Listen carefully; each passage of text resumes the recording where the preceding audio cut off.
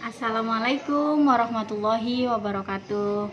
Alhamdulillah, hari ini Bu Nisa akan menjelaskan tentang materi Akidah Akhlak bab 5, yaitu tentang adab berpakaian dan juga adab mandi. Nanti sambil Bu Nisa jelaskan, kalian bisa sambil buka bukunya dan sambil melihat-lihat ya. Oke, sebelum kita belajar, apa kalian sudah berdoa? Berdoa dulu ya sebelum melihat video ini. Kemudian sebelum Bu Nisa menjelaskan, mari kita baca basmalah dulu. Semoga materi hari ini bisa kalian pahami dan bermanfaat. Bismillahirrahmanirrahim. Mari kita lihat penjelasan Bu Nisa ya. Bismillahirrahmanirrahim. Mari kita mulai pelajaran akidah akhlak hari ini, bab 5 tentang adab mandi dan adab berpakaian. Materinya adalah yang pertama pengertian adab, kemudian adab mandi. Adab mandi itu gimana aja, dilanjut dengan adab berpakaian dan adab melepas pakaian. Kita masuk ke bagian pertama, pengertian adab. Adab itu apa sih? Kalau ditanya adab itu apa? Adab adalah tata cara. Jadi dalam Islam, di agama Islam itu mengatur tata cara untuk melakukan kegiatan. Jadi setiap kegiatan itu ada adabnya, ada tata caranya. Islam mengatur itu seperti ketika mandi, sebelum kita masuk ke kamar mandi, kita dianjurkan untuk berdoa sebelum masuk kamar mandi. Setelah keluar juga kita dianjurkan untuk berdoa setelah keluar kamar mandi. Seperti sebelum makan, kita berdoa sebelum makan. Jadi Islam itu sudah mengatur adab-adab sebelum melakukan kegiatan. Dan itu mengikuti perintah Rasulullah. Rasulullah juga melakukan adab-adab yang telah diatur oleh Islam. Kemudian selanjutnya adab mandi. Apa saja adab mandi? Yang pertama, mandi sebaiknya 2 kali sehari. Jadi kalian mandi, dianjurkan di Indonesia mandi itu 2 kali sehari, ketika pagi dan ketika sore hari.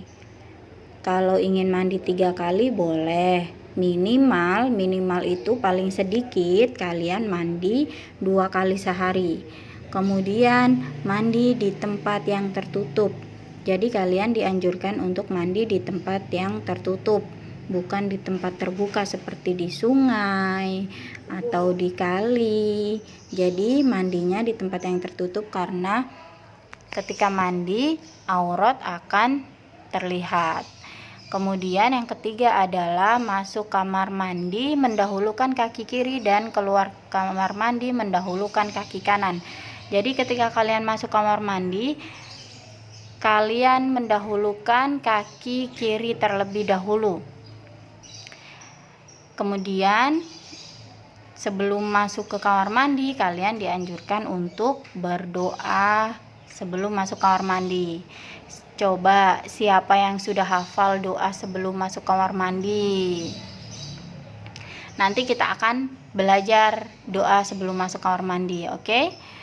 Kemudian keluar kamar mandi, kalian dianjurkan untuk mendahulukan kaki kanan. Jadi kalian harus memahami adab-adab ini.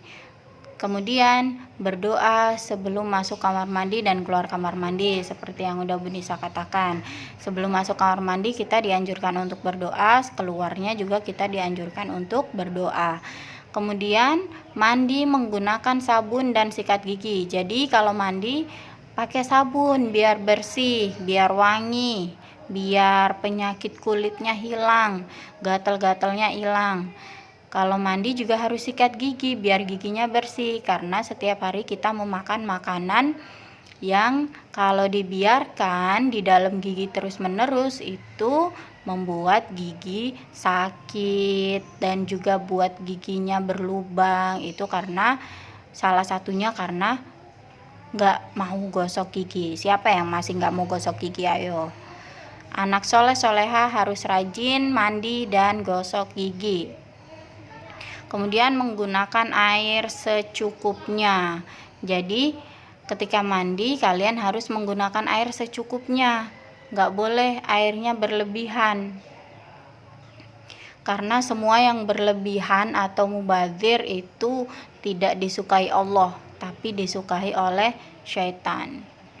Kemudian selanjutnya, siapa yang sudah hafal doa sebelum dan sesudah masuk kamar mandi? Coba angkat tangannya. Ya, mari kita lihat doa sebelum masuk kamar mandi dan setelah keluar kamar mandi. Doa sebelum masuk kamar mandi. Bu Nisa baca dulu, nanti kalian mengikuti ya. Allahumma inni a'udzubika minal khubuthi wal khaba'ith. Artinya, sesungguhnya aku berlindung kepada Allah dari jin laki-laki dan jin perempuan. Jadi ini doa sebelum masuk kamar mandi. Berdoanya di depan kamar mandi, bukan di dalam kamar mandi. Ketika sudah di dalam kamar mandi, nggak boleh berdoa lagi ya. Berdoanya ketika sebelum masuk, jadi masih di depannya, bukan di dalam kamar mandinya. Karena ketika di dalam kamar mandi, kalian tidak boleh mengucap asma Allah atau nama Allah. Tidak boleh menyebut nama Allah di dalam kamar mandi, tidak boleh membawa sesuatu yang ada nama Allahnya di dalam kamar mandi. Jadi kalian berdoanya sebelum masuk kamar mandi di depannya. Oke, nanti kalian baca ini lagi dan dihafalkan untuk minggu depan ya. Kemudian doa keluar kamar mandi. Kita baca bersama-sama. Ghufranakal hamdulillahilladzi azhaba anil adza wa afani. Artinya, dengan mengharap ampunanmu, segala puji milik Allah yang telah menghilangkan kotoran dari badanku dan yang telah menyejahterakan. Ini juga doanya nanti kalian hafalkan. Doa sebelum masuk kamar mandi dan setelah masuk kamar mandi. Di buku kalian ada, nanti lihat di buku kalian masing-masing. Kemudian manfaat mandi. Apa saja sih manfaat mandi? Jadi mandi itu sangat bermanfaat bagi tubuh kalian. 1. Terhindar dari penyakit. Jadi ketika kalian rajin mandi, maka nggak bakal tuh gatel-gatel lagi, nggak terhindar dari sakit-sakit. Kemudian menjaga kebersihan. Jadi ketika kalian mandi, badan kalian akan menjadi lebih bersih. Kemudian menjaga kesehatan. Kalian akan lebih sehat ketika kalian sering mandi daripada yang malas mandi. Siapa yo yang suka malas mandi? Anak soleh soleha harus rajin mandi dan gosok gigi ya. Kemudian kita masuk ke bagian yang kedua. Adab berpakaian. Kita masuk ke adab berpakaian. Berdoa sebelum memakai baju. Yang pertama yaitu berdoa sebelum memakai baju. Nanti kita juga akan belajar doa sebelum memakai baju ya. Kemudian memakai pakaian yang bersih dan sopan. Jadi kalian harus memakai pakaian yang bersih, bukan yang kotor. Yang udah selesai dipakai, dicuci dulu baru dipakai lagi. Dan yang sopan dan juga menutup aurat. Jadi ketika perempuan memakai jilbab, laki-laki memakai peci, memakai baju yang sopan.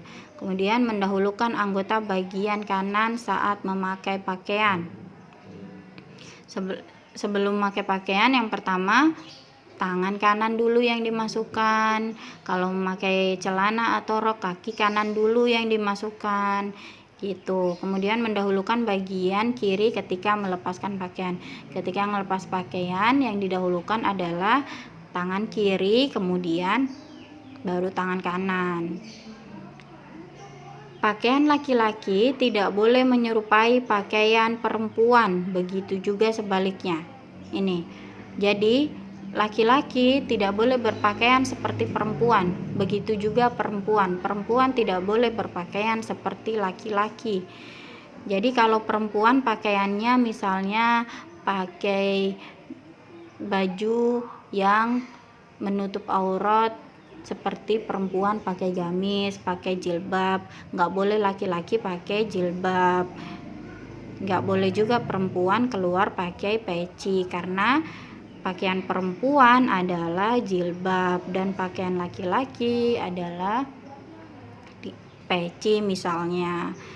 Kemudian merapikan pakaian dengan bercermin. Jadi rapikan pakaiannya dengan bercermin biar ketika nanti keluar kalian rapi gitu. Kemudian doa memakai pakaian. Kita baca bersama-sama.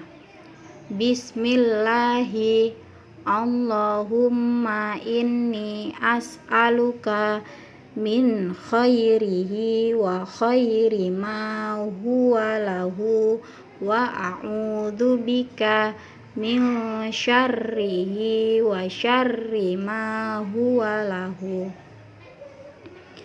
Itu adalah doa memakai pakaian.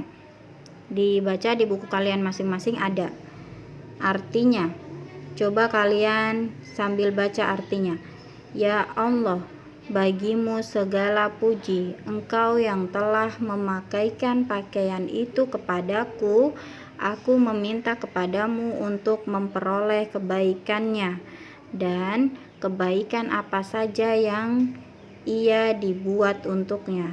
Dan aku berlindung kepadamu dari keburukannya dan keburukan apa saja yang ia dibuat untuknya. Kayak gitu doanya. Kemudian kita lihat doa melepas pakaian. Doa melepas pakaian. Bismillahilladzi la ilaha illahu. Dengan nama Allah yang tiada Tuhan selainnya. Itu doa melepas pakaian. Kemudian selesai, alhamdulillahirabbil alamin. Materi bab 5 ini selesai, kalian baca dulu, kemudian dihafalkan doa-doanya. Minggu depan kalian menyetor hafalan doa-doa di bab 5 ini. Oke, terima kasih. Assalamualaikum warahmatullahi wabarakatuh.